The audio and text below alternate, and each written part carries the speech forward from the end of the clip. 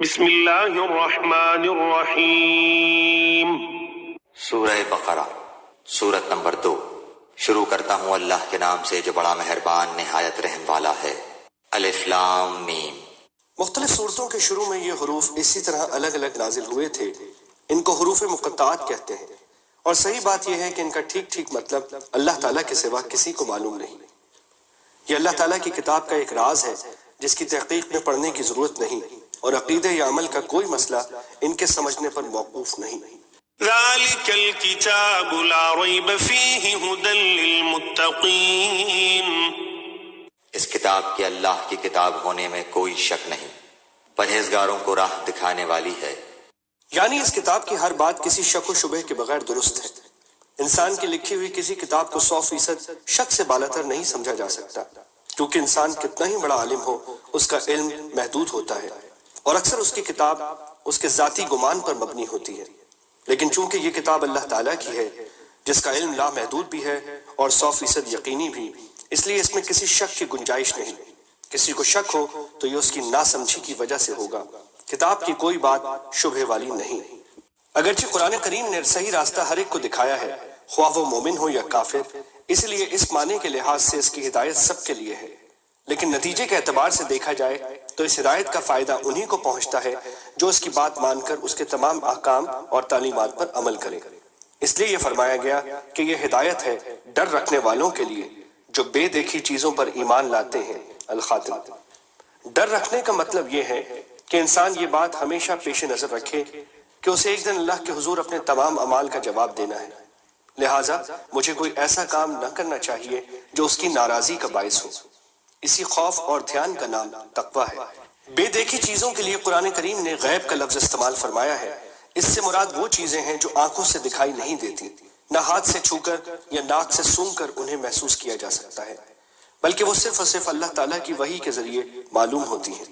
یعنی یا تو قرآن کریم میں ان کا ذکر ہے یا آن حضرت صلی اللہ علیہ وسلم نے وحی کے ذریعے وہ باتیں معلوم کر کے ہمیں بتائی ہیں، مثلاً اللہ تعالیٰ کی صفات، جنت و دوزخ کے حالات، فرشتے وغیرہ۔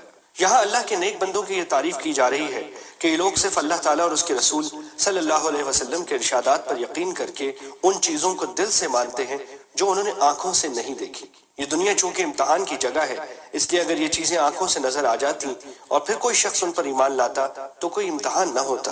اللہ تعالیٰ نے ان چیزوں کو انسان کی نگاہ سے پوشیدہ رکھا ہے، لیکن ان کے وجود کے بے شمار دلائل مہیا فرما دیے ہیں کہ جب کوئی شخص ذرا انصاف سے غور کرے گا تو ان باتوں پر ایمان لے آئے گا اور امتحان میں کامیاب ہوگا۔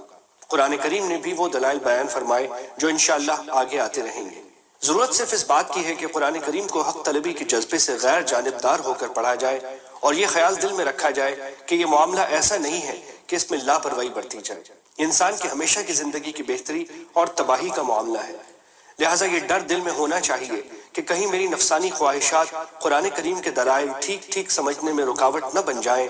اس لیے مجھے اس کی دی ہوئی ہدایت کو تلاش حق کے جذبے سے پڑھنا چاہیے اور پہلے سے دل میں جمے ہوئے خیالات سے ذہن کو خالی کر کے پڑھنا چاہیے تاکہ مجھے واقعی ہدایت نصیب ہو۔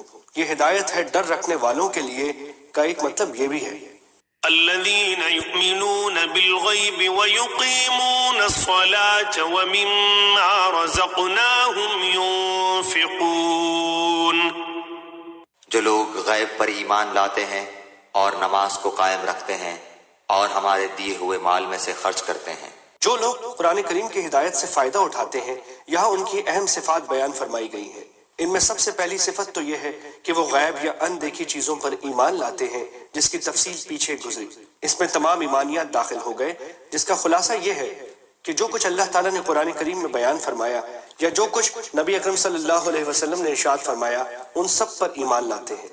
دوسری چیز نماز قائم کرنا بیان کی گئی جو بدنی عبادتوں میں سب سے اہم ہے، اور تیسری چیز اپنے مال میں سے اللہ تعالیٰ کے راستے میں خرچ کرنا ہے، جس میں زکوٰۃ و صدقات آ جاتے ہیں جو مالی عبادت ہے۔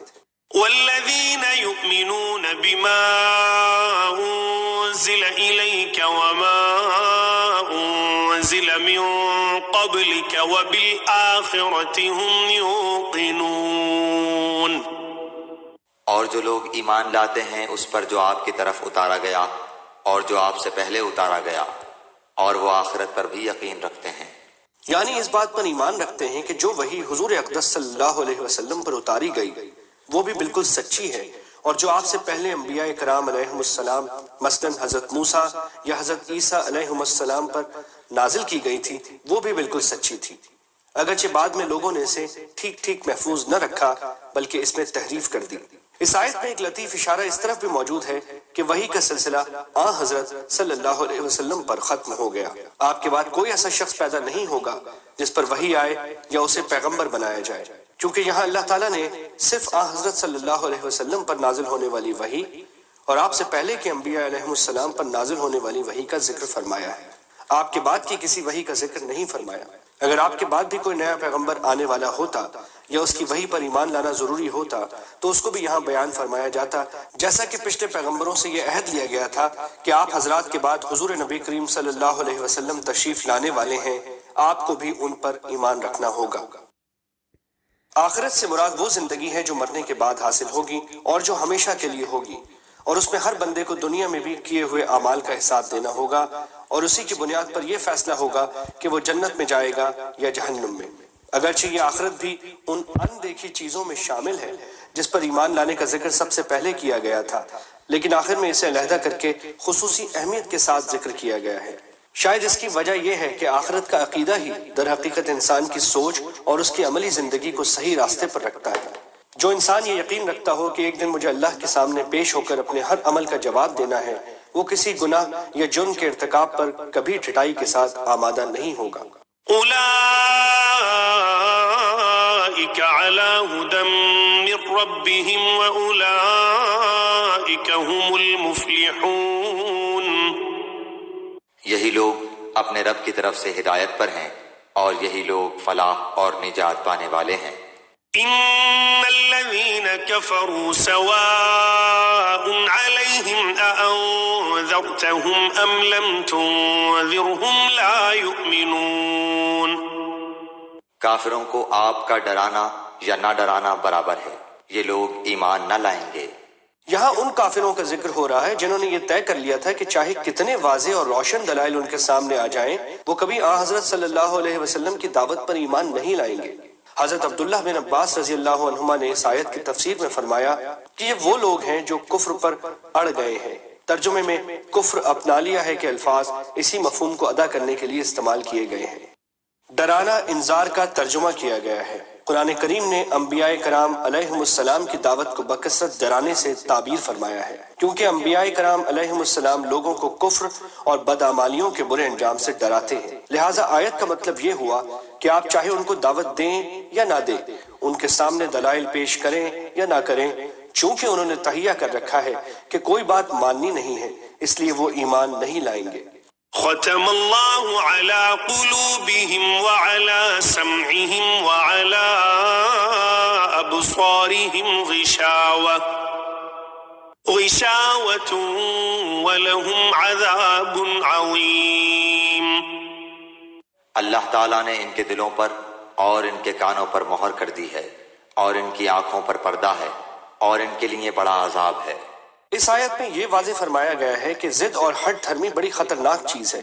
اگر کوئی شخص ناواقفیت یا غفلت وغیرہ کی وجہ سے کسی غلطی کا ارتکاب کرے تو اس کی اصلاح کی امید ہو سکتی ہے، لیکن جو شخص غلطی پر اڑ جائے اور یہ تہیہ کر لے کہ کسی بھی حالت میں بات نہیں ماننی تو اس کی ضد کا آخری انجام یہ ہوتا ہے کہ اللہ تعالیٰ کی طرف سے اس کے دل پر مہر لگا دی جاتی ہے، جس کے بعد اس سے حق کو قبول کرنے کی صلاحیت ہی ختم ہو جاتی ہے۔ اللہ تعالیٰ اس حالت سے محفوظ رکھے۔